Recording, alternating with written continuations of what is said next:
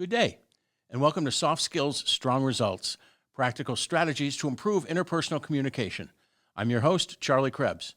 Today, we're going to talk about the first two types of soft skills, and that's interpersonal soft skills, and that has to do with soft skills in between people. The second type of soft skills are what I call cognitive soft skills, and it has to do with the way we think or the way we communicate with ourselves. So let's get right to it. Let's distinguish the difference between hard skills and soft skills. Hard skills are things that we can learn, things that are measurable, things that are a knowledge set. For example, computer programming or financial management or learning a foreign language, things along those lines. A lot of skills that can be passed on from one person to another. Where soft skills are things that have to do with interacting with other people or things that are certainly less measurable.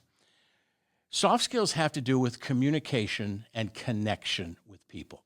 They're not things that you can put a finger on necessarily, but they're a thing that you can feel. When you're interacting with somebody else, you can tell if they have empathy for you. You can tell if they're listening to you. So communicating and connecting with others has to do with interpersonal soft skills. Communicating with yourself is what I call cognitive soft skills. Actually, I like to call that mental engineering. So let's focus today on interpersonal soft skills, and that means communicating and interacting with other people.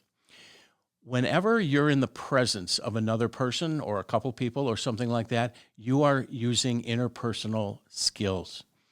When you're in a group of a lot of people, say you're a newscaster, that would be mass communication. But interpersonal skills are when it's 1-on-2 or 1-on-3 or something like that.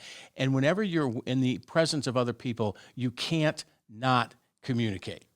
Because communicating isn't all done with words. Only 10% of communication has to do with the words we speak. 10%, some would say even less. The second thing, that about 30% of communication has to do with our tone of voice. When you listen to somebody, you can tell how they feel by their tone of voice. If you ask someone, how are you? And they go, fine. Well, clearly you can tell that they're not fine. So their words said that they were fine, but their tone of voice said they're not fine. So 10% with the words we use, 30% with our tone of voice, and 60% with our nonverbals. And if you can cultivate soft skills, you can improve every single relationship in your life. Whether that's a personal relationship, whether that's a professional relationship, but every relationship that you have in your life can benefit by improving the way that you use soft skills. So the biggest soft skill is listening. And I would say most people aren't good listeners. And there's a simple reason for that, because most people listen so they can reply. While the other person is talking, you're sitting there going, okay, what am I going to say? What am I going to say? And then you have an answer. And so you've stopped really listening to them, and you're spending your time focusing in your own brain about what you're talking about. So instead of listening so you can reply, you should be listening so you can understand. What are their main points?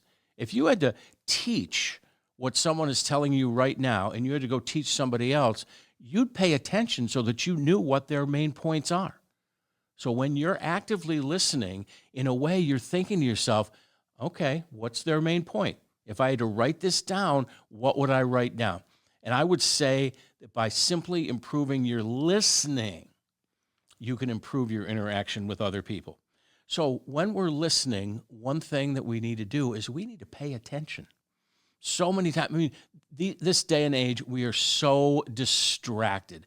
And whether or not you're distracted by message you're expecting to get on your phone, or you're distracted by something you have to do that night, we're not fully present. And it's challenging to be present, because presence is about the present moment. Because everything from this exact moment into the future is the future.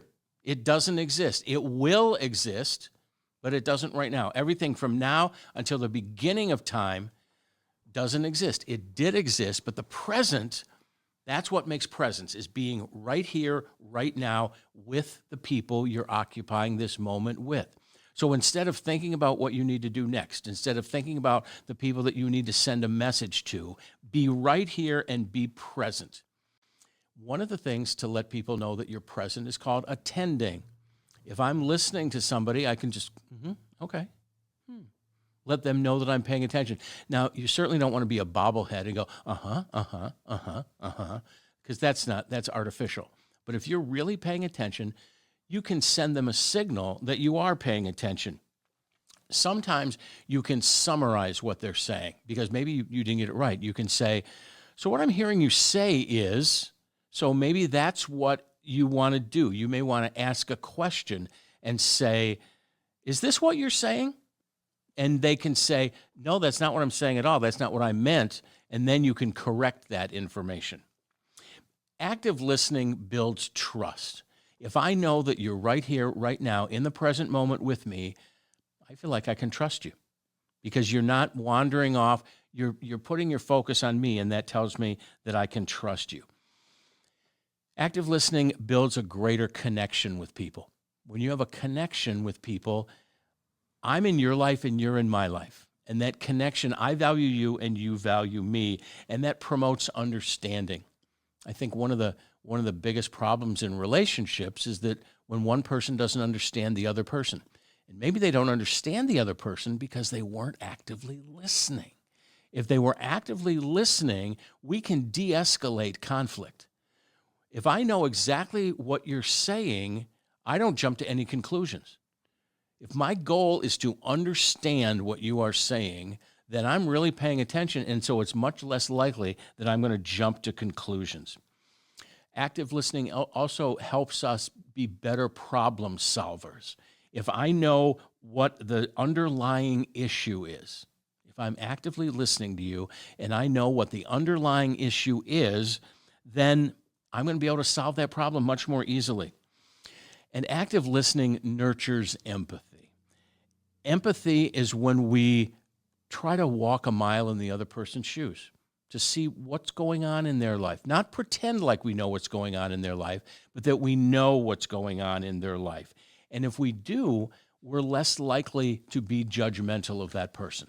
So active listening is when we're really present with the other person, paying attention. Now, there are a number of different kinds of bad listening. A type of bad listening is called pseudo-listening, where you're just pretending to listen, okay? I remember somebody that I would have a phone conversation with regularly, and I didn't have the heart to tell them that I didn't like what they were saying, and so they'd be saying something, and I'm like, ooh, ooh. And I was just doing that, but I wasn't actually paying attention to them. I wanted them to think I was paying attention to them, but I wasn't. Another kind of bad listening is selective listening, where I only hear things that have to do with me. That's why using somebody's name can be good, because it draws them in. They heard their name, so they're drawn into what's going on. Now, now we find out, on the internet, but I remember when I was a kid, we'd be watching TV and we were listening for when our county schools were closed in winter because of all the snow. I didn't care about every other county. I just wanted to listen to Steuben County, and that was what I was paying attention to. Another almost evil kind of bad listening is ambushing. I'm listening for the other person to say something that I can use against them. That's not really listening, and that's not really listening to understand what people are saying. One thing that we can do that's a great soft skill is to remember someone's name. Our name is something that's very personal to us, and so when people use our name, it makes a connection with us. It means that they think I matter. If they know my name, then it means that they matter. Now, most people would say that they're bad at remembering names. And it's because they think they're bad at remembering names, so they're setting that up to be the fact. But if I'm being introduced to you at a party, and I say, hi, I'm Charlie, and you say, hi, I'm Jason, then while I'm saying, after I say my name is Charlie, I'm thinking, I hope I don't forget their name. And while I'm thinking, I hope I don't forget their name, I actually didn't hear them say their name. So one thing I can do to become better at remembering names is to shut up my thinking and to just be there and listen for their name. It's just like when we're reading a book. Do you ever get to the bottom of a page of the book and go, what did I just read? And then you have to go back and reread that page. It's because you're thinking, I have to remember this, I have to remember this. And so you remember that you're supposed to remember it, but you don't remember what you actually read. Another soft skill is noticing people. Have you ever been in a situation where somebody walked in a room and you thought, when did they get here? You didn't even notice them come in. So try to take yourself out of paying attention to just yourselves. It's okay to take care of yourself and think about yourself, but not at the expense of never paying attention to other people. Notice what people say.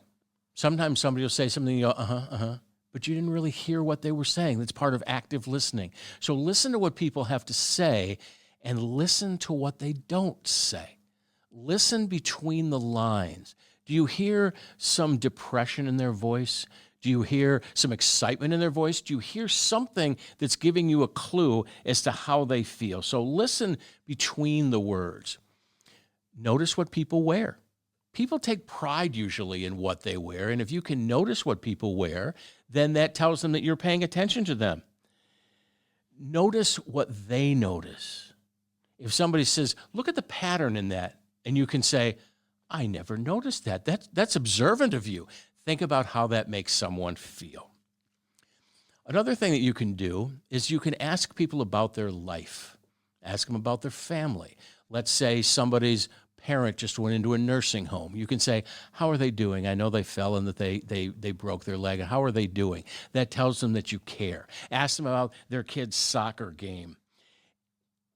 This is important because it sends a message that you value the other person. And valuing the other person is probably the greatest gift that you can give them. I think somewhere inside, we all want to feel like we matter. We want to feel like we're valued. And as somebody that's communicating with them, we can do a lot of things to let someone know that they're valued and that they're appreciated. We can do that by our tone of voice.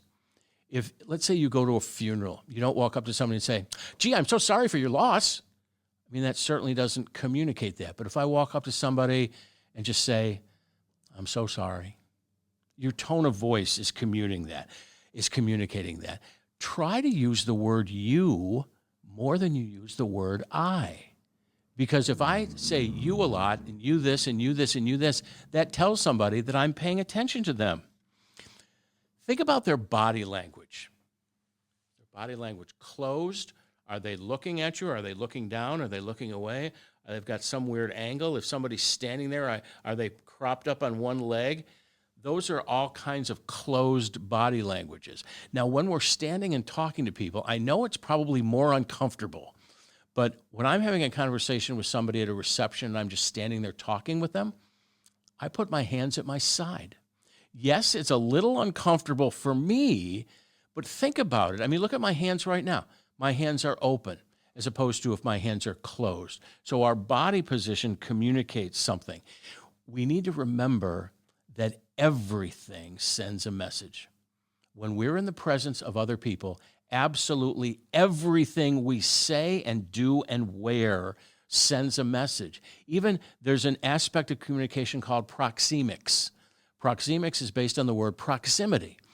Where you stand, is that near or far? What's your physical relationship? Are you angled? Are you doing this? Are you standing? Are you sitting? I learned one time many years ago, when I am meeting somebody or conversing with someone that uses a wheelchair, the best thing I can do is sit down, because then that takes what's different out of the picture.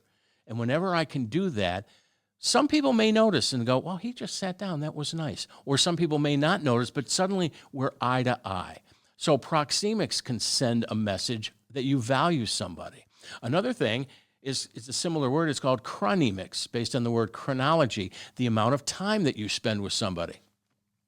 If I walk by your office and I just look in and I say, hello, and I keep right on walking, that sends a different message than if I stop in your doorway, even for a couple of seconds, and I say, how's your day? So I spent more time with you, and that additional time that I spent with you sends a message that I value you. Something simple that you can do is you can let people cut ahead of you in line. We never know what they're going through. And sometimes you let somebody cut ahead of you. When you're in the grocery store and I've got a whole basket full of stuff and somebody's standing behind me in line with one carton of milk.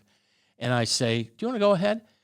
They're always grateful because I let them cut in line ahead of me. One of the things I like about Pittsburgh is when I'm driving, we're always trying to merge lanes and everything. And I find people in Pittsburgh, let me cut in. And so what that's done is that's turned me into somebody that lets other people cut in.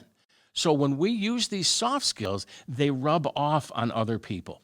We can open doors for people. We can compliment people. We can support their ideas. If you're listening to a colleague at a meeting and they say something and you say, you know, Bob and I were talking about that the other day, and I think that could really work for this problem that we're having. That sends a message to Bob that I support him, but it also says that I like this idea and I think it could be good for our company. When we ask people how they're doing, I think that sends a big message. Whenever I go to the grocery store or go to Walmart, one of the first things I do is I ask the cashier, how's your day? And you know what the most common response is? Thank you for asking, because it makes people feel valued.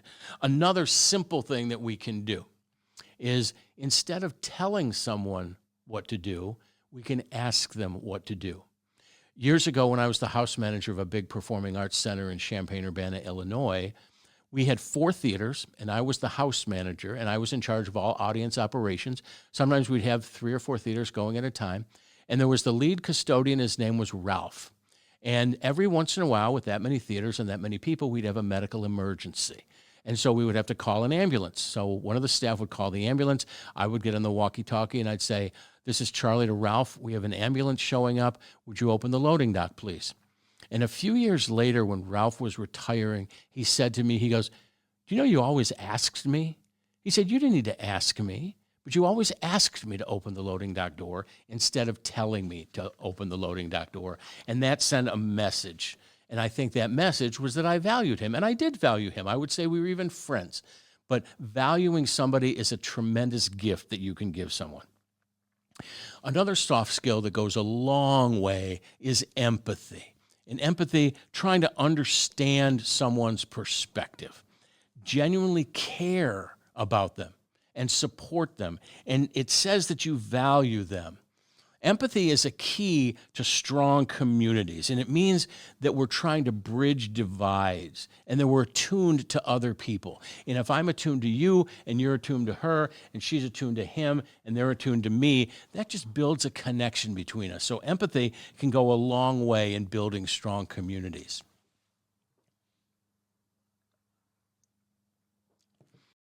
Rapport is a great soft skill that we can take advantage of. And rapport is about mutual benefits. I scratch your back, you scratch mine. That's called reflexivity. And it's about give and take. And it creates harmony. If you care about me, that's making me more likely to care about you. If I care about you, maybe that makes you care about me more. And rapport helps us build trusting relationships, and it fosters openness. And one side effect that's really wonderful is that it makes relationships more fun. Maybe it's just your next door neighbor. Maybe you just give each other a hard time. You know, we don't give people a hard time that we don't like. If we like somebody, I learned this from my dad, if I like somebody, I give them a hard time. And in a way, it's saying that I like them. Respect. I think we could all do well to respect other people more. And respect is honoring someone, honoring their values, honoring their time, honoring their ideas, acknowledging their perspectives, recognizing and honoring their boundaries, maybe sometimes recognizing that maybe they need to do it on their own. Maybe I know how to do it better than they do, but if I shut up and let them figure it out for themselves, I'm honoring their autonomy. And respect fosters open dialogue. If I respect you, I'm not going to interrupt you as much. And if I don't interrupt you as much, it means that I care about you. Encouraging is an easy soft skill that we can do. It helps build somebody else's confidence because it's so easy to criticize people. And it's so easy to say, well, you didn't do that right, you didn't do it that right, or I know how to do it. And sometimes we do that. I want to feel good about myself. Maybe I can't put myself up, but I can put you down. And that's going to make me, in comparison, feel more important. But that's not good encouraging. Encouraging basically sends a message that I believe in you. And sometimes that's all somebody needs to get over a challenge and go, maybe I believe in myself too. And sometimes encouraging can just be as easy as going, good job, or I like what you did there. Encouraging boosts our self-confidence, and boosting our self-confidence raises our self-worth. We've all seen people that you can tell they have very low self-worth. They walk around and they look at the ground. They don't have a skip in their step. It just looks like their life is terrible. And just a little bit of encouragement can maybe reduce some of their isolation. Maybe it can reduce their anxiety. Encouragement helps others take risks. We all have risks that we think, I should be doing this, I should be doing that, and we don't. And also, encouragement helps people overcome fear. So you can see there are dozens and dozens of soft skills that we all know. We just have to learn to employ them. A great soft skill, and it's a big buzzword in business these days, is teamwork. People want to hire somebody that's a good team player. For some people, being a good team player is even more important than if you know the skills. You can be trained in a lot of things, but sometimes it's hard to train somebody in being a good team player. Being a good team player promotes a positive work climate. And our work climate is like weather. If we work in a climate that's positive, it means we all are looking out for each other. And that's a climate that encourages everyone with self-growth. And the bottom line to that is it increases productivity. Adaptability is another great soft skill that we can use. And adaptability has to do with fitting into each other's world. Instead of me getting you to fit into my world, maybe I can fit into your world. And if I'm willing to fit into your world, that means that I value you. Adaptability also has to do with the ability to think on our feet. Not everything is going to be able to be prepared in advance. Somebody's going to ask you something and you don't know. Now, if your boss comes to you and says, can I ask you to do something? And you go, let me think about that. Let me get back to you tomorrow. That's not good thinking on your feet. That's not good adaptability.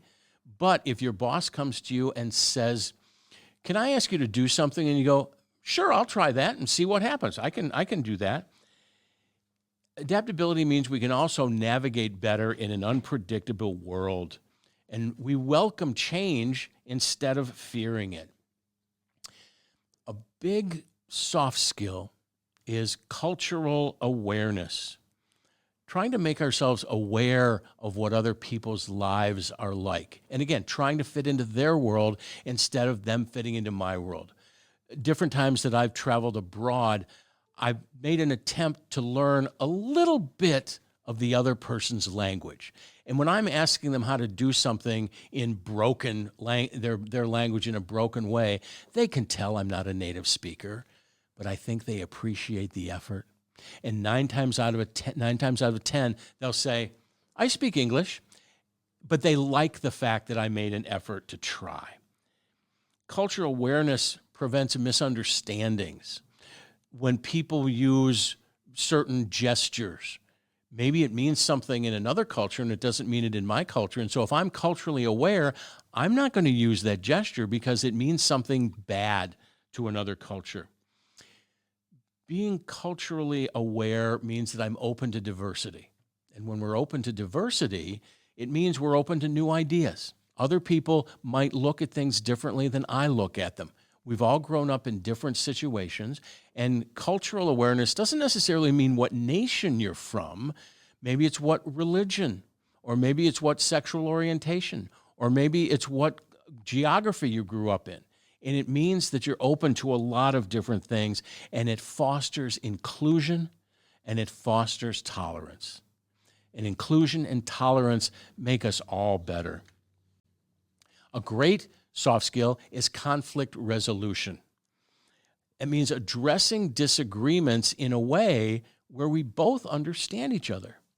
Have you ever had a conflict with somebody and resolved it in such a positive way that when it was over with, you actually got along with the person better than you did before you had the conflict? And so that can be a great way to improve your relationships. It promotes a positive work environment because no longer are people afraid to disagree. Nowadays, if people disagree, they unfriend them or they shun them out of their lives in some way or another. What if it was okay to disagree with people and we still like them? I don't have to agree with everything you believe, and you don't have to agree with everything I believe, but we can still be civil to one another. Resolving conflicts positively can improve our emotional well-being. Because if I'm not afraid of having a conflict with someone, then I'm okay believing what it is that I believe. The last soft skill that I want to talk about is creating esprit. Another way of thinking about esprit is spirit, enthusiasm, camaraderie. When you work in an environment where there's esprit, it creates a climate of shared vision. We all work for the same company, and while we may not have exactly the same reasons for working with this company, we may buy into what the vision of the business is all about. It may also mean that we feel valued. If the business is willing to invest in my esprit, then it means that the business values me. And it also, esprit means that we're inspiring other people to do their best. When I feel a sense of pride working somewhere, I'm going to give you my best, whether you ask me to give you my best at all. Esprit fosters cohesion and loyalty, and it boosts morale. It increases motivation, it increases job satisfaction, and it improves performance. And if we perform better, everyone wins. All of these soft skills lead to one thing, and that's better leadership. So if a leader invests in improving her or his soft skills, that leader is making a difference for every person they lead, including themselves.